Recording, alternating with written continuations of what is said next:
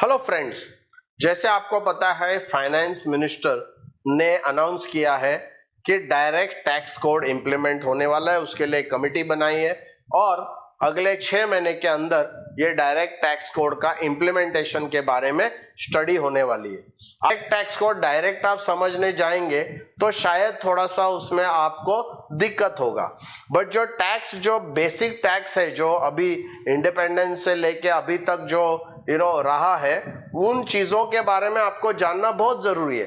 Because वो जानेंगे तो डायरेक्ट टैक्स कोड में क्या बदलाव हो रहा है, किसकी जगह बदलाव हो रहा है, वो सब आपको जानकारी होगी। इस वजह से हमने आपको ये पूरा इनकम टैक्स का जो फ्लो है स्टार्ट टू एंड एकदम बेसिक लेमैन लैंग्वेज में आपको जैसे समझे उस प्रकार से आपको ये एक्सप्लेन करने के लिए हम ये वीडियोस बना रहे हैं। आपके माइंड में अगर ये संकोच रहेगा या क्वेश्चन रहेगा कि अभी डायरेक्ट टैक्स कोड आने वाला है तो ये सब समझ के क्या मतलब है, तो ऐसा नहीं है। ये समझना जरूरी है क्योंकि ये समझेंगे तभी जाके आपको tax code, direct tax code समझने में इजी होगा। हेलो फ्रेंड्स, अभी हम लोग देखेंगे बेसिकली जो इनकम टैक्स का रेट्स क्या है, स्लैब्स क्या है, अलग अलग स्लैब्स पे आपको कैसे मतलब इनकम टैक्स भरना पड़ता है।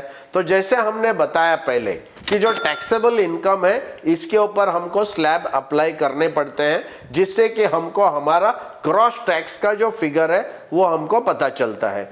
दोस्तों, इसके लिए मैं 2 पार्ट्स में डिस्कस करूंगा। एक पार्ट जो हमारा है वो है ओल्ड टैक्स रेजिम, जो ओल्ड रेजिम है उसके हिसाब से, और दूसरा जो है वो न्यू रेजिम के हिसाब से, सो दैट आपको दोनों की क्लैरिटी आ जाए। जो लोग नए टैक्स रेजिम में है उनके लिए अलग है, डिडक्शंस उनको मिलते नहीं है काफ़ी सारे, बट उनके लिए जो रेट ऑफ टैक्स है वो कम है। ओल्ड रेजिम में आपका रेट ऑफ टैक्स हायर है, बट बेसिकली आपको काफ़ी सारे डिडक्शंस आपको मिलते हैं। तो नॉर्मली आपको दोनों को अप्लाई करके देखना चाहिए कि किस सिचुएशन में ओल्ड रेजिम और न्यू रेजिम दोनों का जो सिचुएशन है उसको आपको कैलकुलेट करना चाहिए। उसके बाद आप डिसाइड करना चाहिए कि ओल्ड रेजिम में आपको जाना चाहिए कि न्यू रेजिम में जाना चाहिए। तो टैक्स के रेट्स क्या है?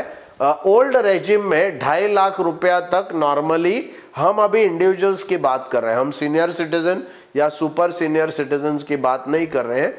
जिसका भी एज 60 के नीचे है उनके लिए ही एप्लीकेबल है। तो ओल्ड टैक्स रेजिम जो है उसमें 2.5 लाख तक एग्जाम था, न्यू टैक्स रेजिम में 3 लाख तक एग्जाम्प्ट है। ये पहली बात है। तो ओल्ड में 2.5 लाख तक एग्जाम्प्ट था और न्यू में 3 लाख तक एग्जाम्प्ट है। जो ओल्ड टैक्स रेजिम है उसमें 2.5 लाख से लेके 5 लाख आपको 5% टैक्स भरना पड़ता था। 2.5 लाख से लेके 5 लाख आपको 5% टैक्स भरना पड़ता था। 5 लाख से लेके 10 लाख, 5 से 10 लाख आपको 20% भरना पड़ता था। 20% मतलब 5 से 10 का 20 कैलकुलेशन आपको करना है, और उसके पहले वाला जो 5% है वो टैक्स भी आपको ऐड करना है। तो सिर्फ 20% आपको नहीं भरना है, पहले वाला स्लैब का 5% भरना है 3 से 5 लाख का। उसके बाद 5 से 10 लाख का आपको 20% भरना है, और 10 लाख से 15 लाख जो है, मतलब 10 लाख के ऊपर कितना भी अमाउंट, 15 लाख ने 10 लाख के ऊपर कितना भी जो टैक्सेबल इनकम रहेगा उसके ऊपर आपको 30%, ये ओल्ड टैक्स रेजिम है। और ये परसेंटेज किसके ऊपर है? टैक्सेबल इनकम के ऊपर है। ये ओल्ड टैक्स रेजिम हो गया।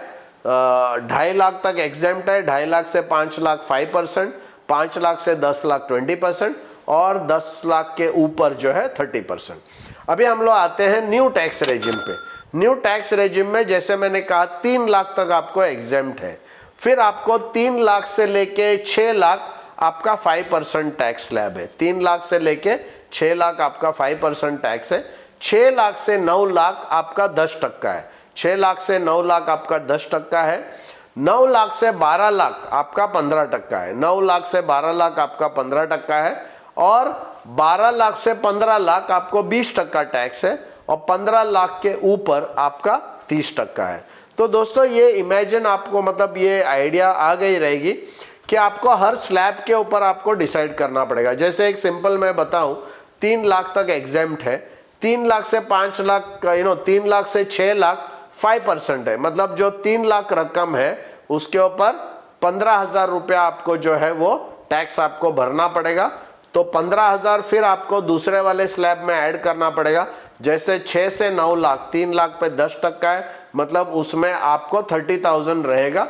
तो पहले वाला 15,000 प्लस ये 30, मतलब टोटल 45,000। वैसे करते करते हर स्लैब में प्रीवियस वाला कैलकुलेशन वाला टैक्स को आपको ऐड करते जाना है। वो ब्लॉक है, मतलब पूरे उतने 5 लाख का ब्लॉक, 3 लाख का ब्लॉक, फिर नेक्स्ट 3 लाख का ब्लॉक, फिर नेक्स्ट 3 लाख का ब्लॉक, ऐसा करते करते आपको ब्लॉक में वो ये करना है। इसमें सिर्फ एक चीज आपको ध्यान रखना है, अगर किसी का भी इनकम 7 लाख के अंदर है, प्लीज रिमेंबर दिस। बहुत सारे लोगों को यह बताया जाता है कि 7 लाख तक इनकम टैक्स नहीं है, वो गलत चीज है। अगर आपका इनकम 7 लाख के अंदर है, ओके, मतलब आपका 6,99,000 के अंदर, उससे कम अगर इनकम आपका है, तो आपको कोई स्लैब वैब देखने की जरूरत नहीं है। आपको टोटल इनकम टैक्स फ्री है, मतलब आपको टैक्स 0 है। बट ये सिर्फ उन्हीं लोगों के लिए है जिसका इनकम 7 लाख से कम है। अगर जैसे इनकम आपका 7 लाख से ऊपर हो जाता है, तो आपको इस प्रकार से स्लैब के हिसाब से टैक्स भरना रहता है। थैंक यू वेरी मच दोस्तों। ये जो वीडियोस आपको अगर पसंद आ रहे हो, आपको अच्छा लग रहा है, आपको काफ़ी सारा इंफॉर्मेशन और नॉलेज मिल रहा है बहुत विस्तार में, तो प्लीज़ मेरे चैनल को सब्सक्राइब कीजिए। ये जो भी बेल आइकन है उसको आप क्लिक कीजिए, ताकि आपको नया नया जो वीडियोस आएंगे उसका नोटिफिकेशन आपको मिल सके। और साथ ही साथ कमेंट बॉक्स में ये इन्फॉर्मेशन आपको कैसे लग रही है वो बताइए। और साथ ही साथ आपके मित्रों को, आपके रिलेटिव्स को हमारा जो वीडियो है वो फॉरवर्ड कीजिए, ताकि वो लोग भी अपना टैक्स कैलकुलेशन करके टैक्स को बचा सके। Thank you.